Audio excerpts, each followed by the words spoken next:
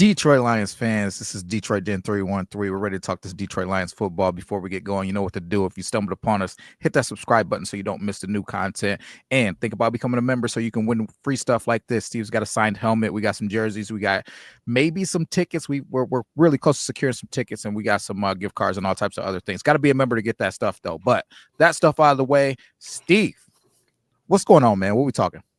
Well, I heard a little rumor today that you were out doing some school shopping, back to school shopping. Yes, sir. It's crazy. I can't believe summer's almost over. I can't believe it. It's just flown by. It's August already. Let me ask you this, Will. Yes, sir. Over under $500 spent today on back to school supplies and or back to school clothes. Listen.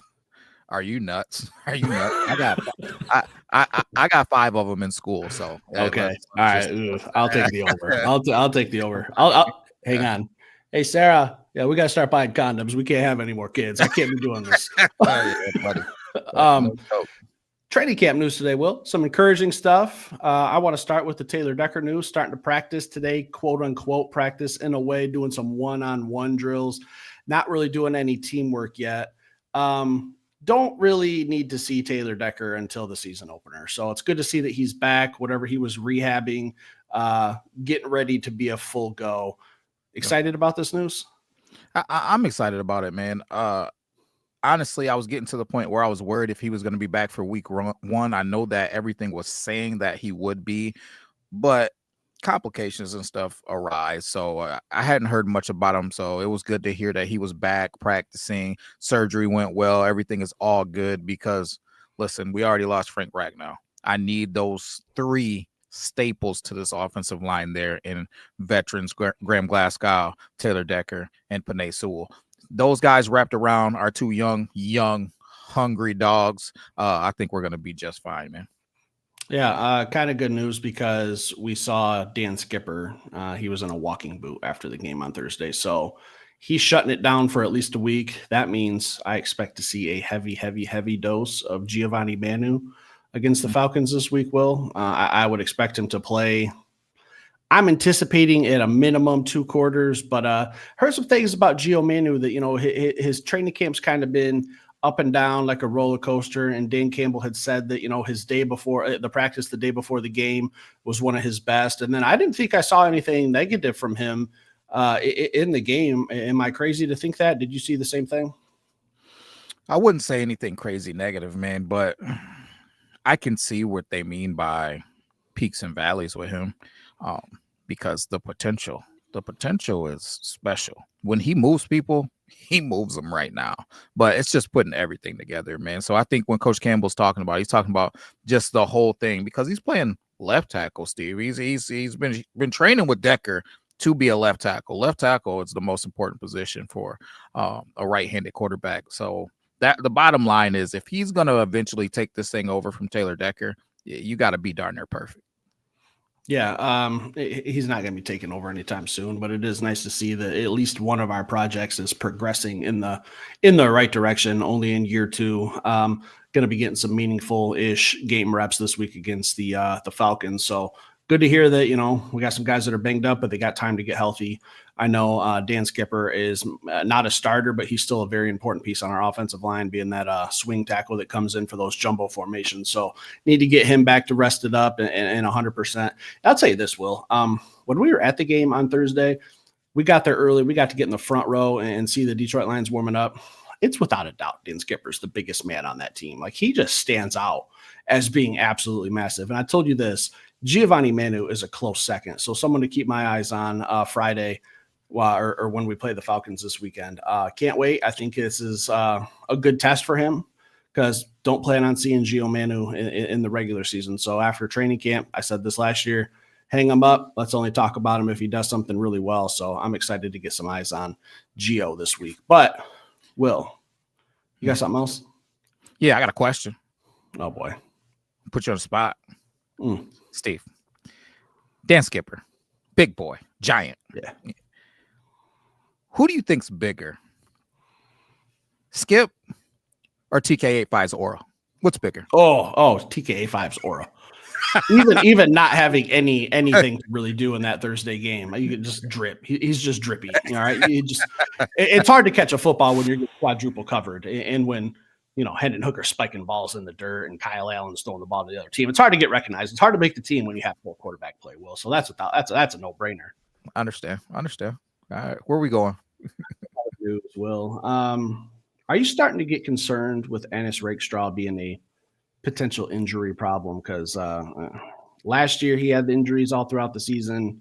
It seems like once a week this year he's getting hurt so far. I just got to ask the question: is it a concern? It was a concern coming out of college, Steve. So we talked about that.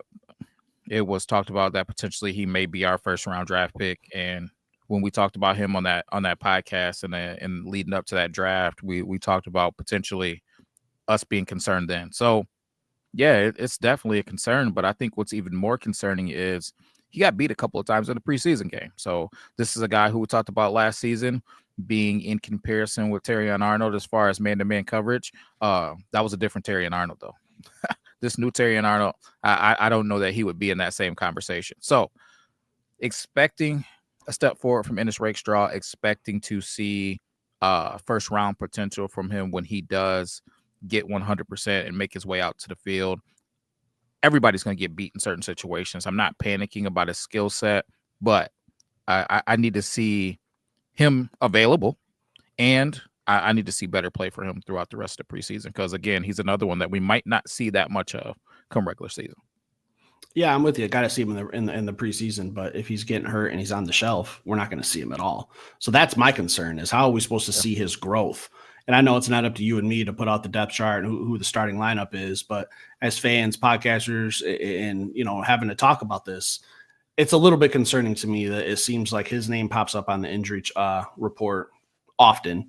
I won't say once a week or every 2 weeks, but it's noticeably becoming more and more often, in my opinion. So if I need to get a look at you in preseason, well, if you're not healthy, I can't get a look at you at all. So it's a little bit concerning for me to see that a kid that was potentially going to be our first round draft pick, but even as a second round pick, kind of needing a little bit of depth at that position, the secondary, which I know we're very, very deep in, but I was just kind of hoping his name would be something to keep an eye on. And it seems like the only thing we're really keeping an eye on is if he's available to practice, not how he's practicing, but is he available to practice at all? So that's my only concern with that going into the rest of the year, Will.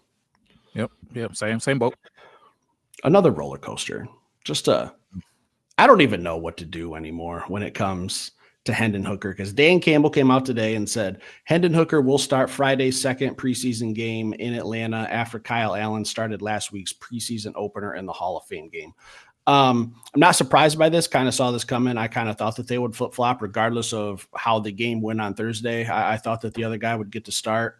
But this is from Tim Twentyman. Shout out to him. We're using a lot of his material for our information and news. Hooker had a really nice practice Sunday. He was a perfect in a 7-on-7 period and moved the second team offense with a lot of consistency in team periods. It might have been his best practice so far in training camp. Will, are you excited? Are we still looking at maybe getting a potential backup quarterback via trade or free agency, or do you have a little bit more confidence going forward now with Hendon Hooker? Steve, I know you know this guy, man, but some may not know. A guy by the name of Allen Iverson. He did a brief stint in Detroit. And Steve, we talking about practice. And we talking about 7-on-7. Listen, it's been mixed emotions from us a little bit and from our subscribers and people who stumbled upon us commenting. Haven't given up on Hendon Hooker. People have said that in the comments. You guys are giving up on Hendon Hooker. No, haven't given up on Hendon Hooker. But I have yet to see a guy who I want to play in a Super Bowl, to play for a team that is trying to make a Super Bowl run, to cover a week or 2 weeks or 3 weeks for a quarterback who's put us in Super Bowl position. Right? I have yet to see that from him. That's what I want to see. And if you don't see it, I want a guy who I know can lead a team. So who might that be? I know we had a couple people commenting about Teddy Bridgewater, and he may not be this or he may not be that. Hey, if I'm choosing between Teddy Bridgewater from all of the information that I have right now. It's got to be a Teddy Bridgewater. We mentioned Carson Wentz yesterday. Hey, if I'm choosing all of the information that I have now, everything I know about Hendon Hooker, everything I've seen with Carson Wentz, I'm going with Carson Wentz. I think that, and then Kyle Allen in the mix too, I'm still choosing those two other guys. That's what I think, Steve, we were talking about. This is a team that is trying to win a Super Bowl. I think that it would be irresponsible not to have a proven guy backing up Jared Goff. That's it. Now, people want to crap on these guys that we're mentioning, saying this and saying that.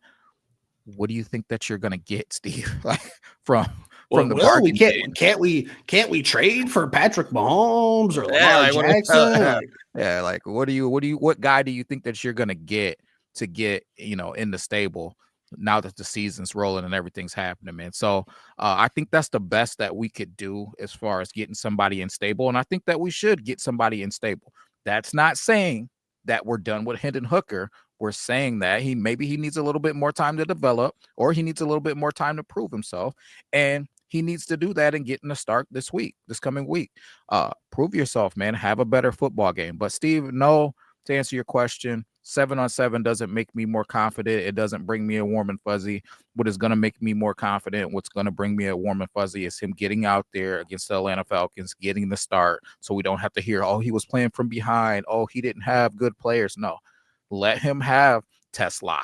Let him have Dominic Lovett. Let him have all of these guys, the core group, Jackson Meeks and whoever else. Let him have the best second team that he can have out there to move the chains. And then let's see what Hendon Hooker is and what he is, and then make a true evaluation of him, man. So I'm looking forward to that, Steve. So no, 7-on-7 isn't giving me the answers that I seek, but maybe I can get some more answers from the Atlanta Falcons. Well, I think being down in that game was the perfect scenario to see Hendon Hooker really air the ball out. And, you're down 3+ scores. That should be the ideal opportunity to abandon the run game and start airing the football out. I know that's not what we did, but I think that was the perfect situation for Hendon Hooker, because I didn't give two shits what the score was. I looked at the opportunity and said, in a real game, if this were the situation, we wouldn't be running the football anymore. We would be pass, fourth down, first down through fourth down, we're passing the football.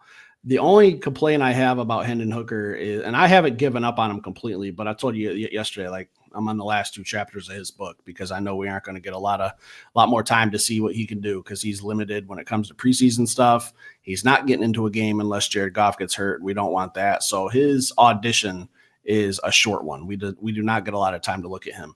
I just have not seen consistency. That's it. Because last year, I thought he played pretty good in the limited opportunities he got. I thought he played pretty good in the preseason practice. You start hearing some things up and down, roller coasters.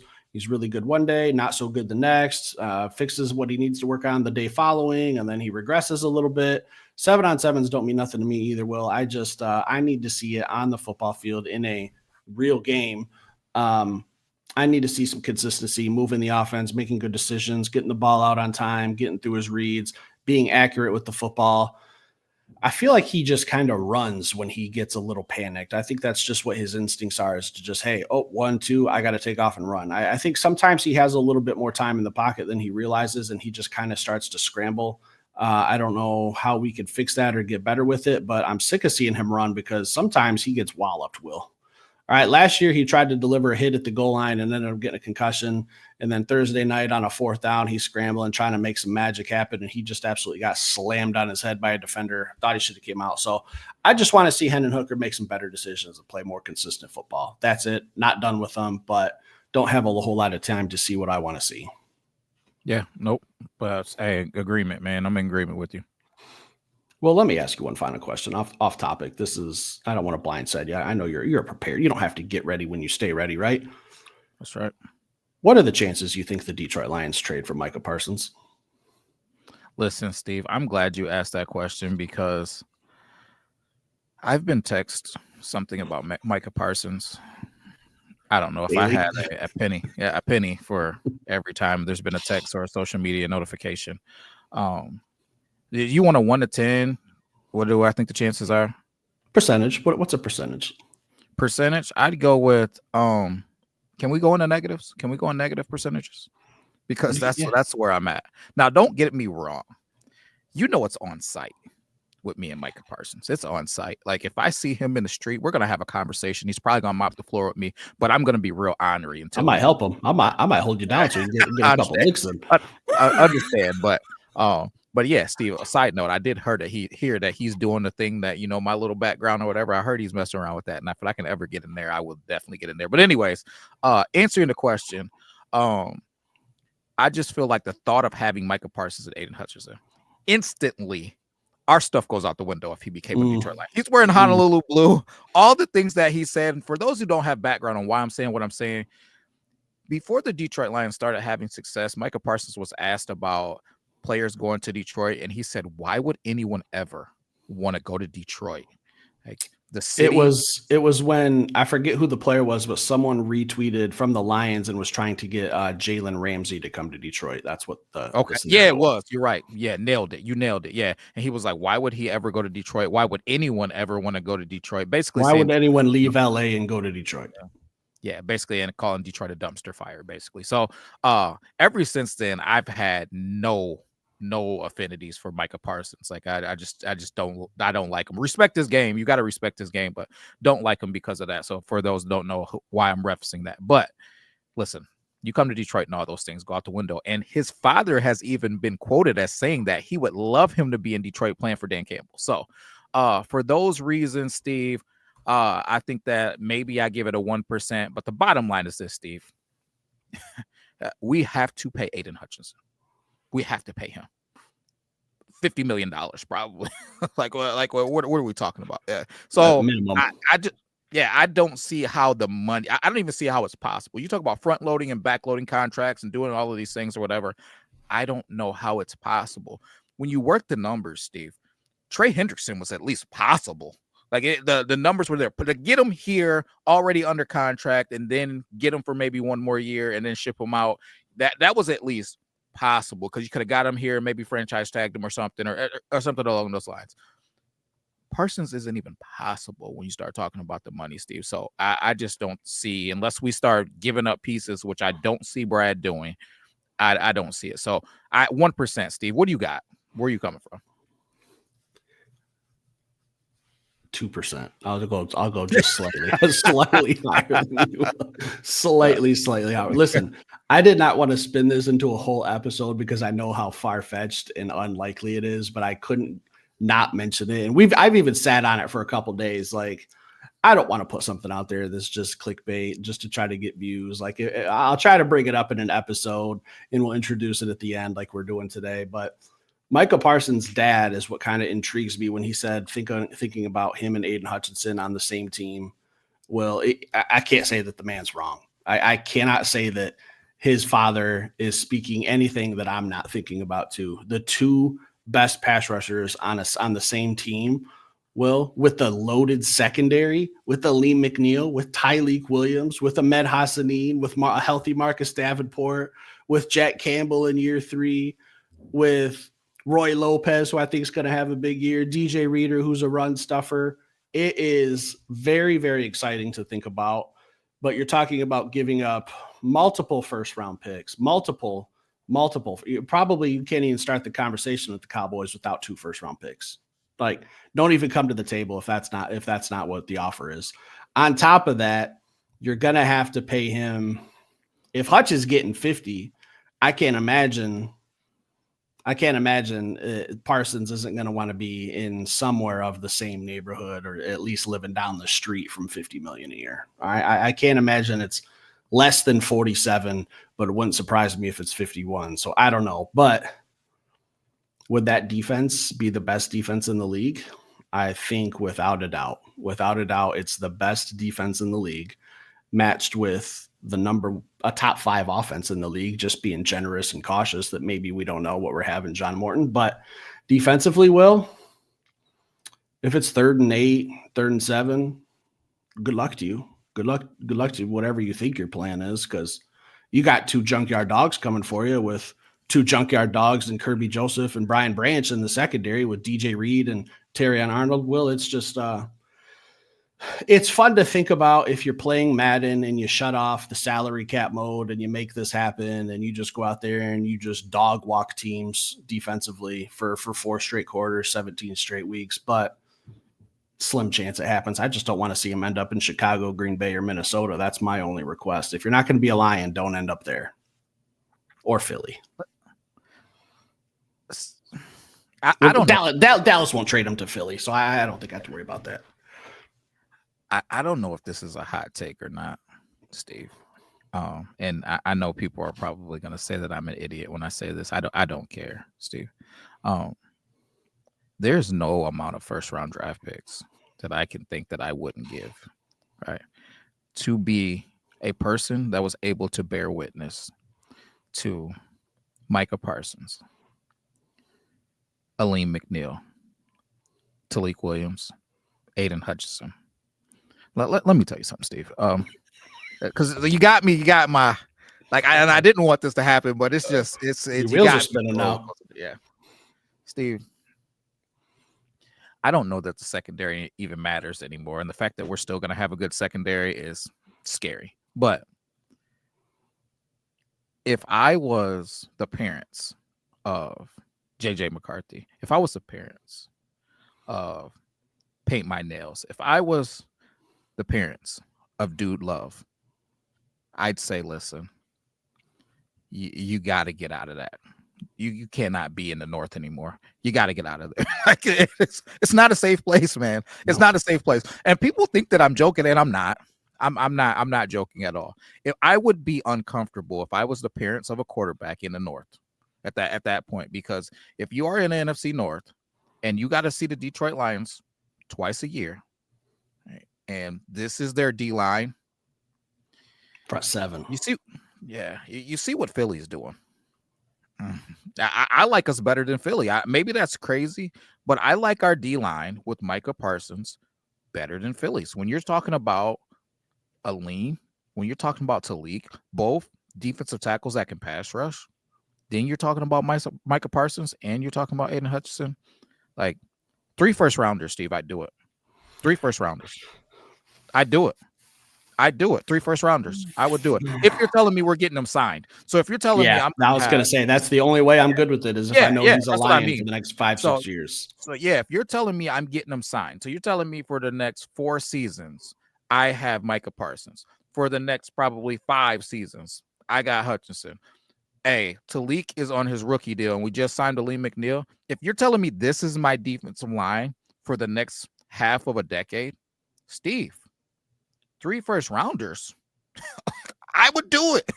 I would do it. And maybe that's by the time you need those first rounders again, you might be sitting on 2 Super Bowls.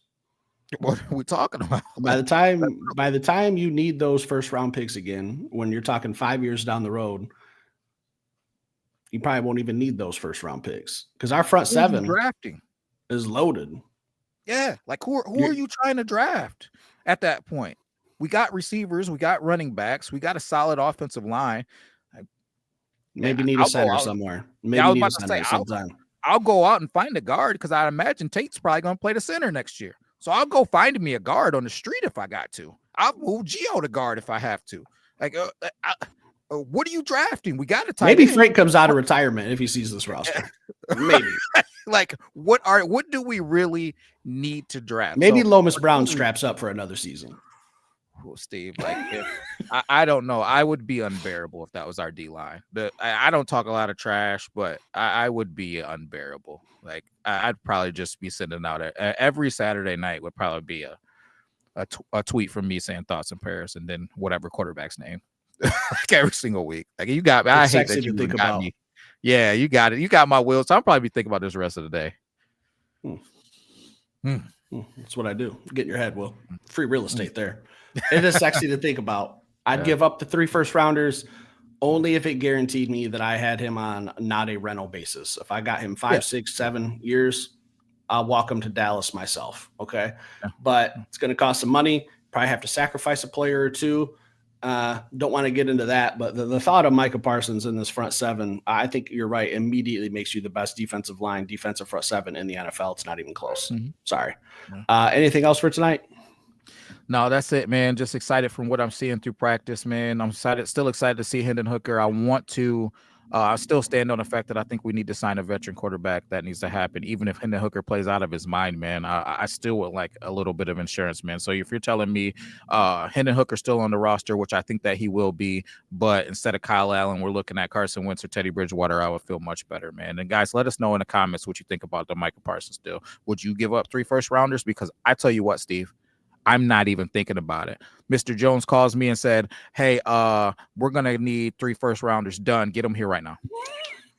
Flight's in the air. All right, plane's already left. Plane's already left DTW. It's on the way to Dallas. All right, 1,000. That's all we got for tonight, guys. Little fun little episode. Some news, some rumors, some speculation, some what if.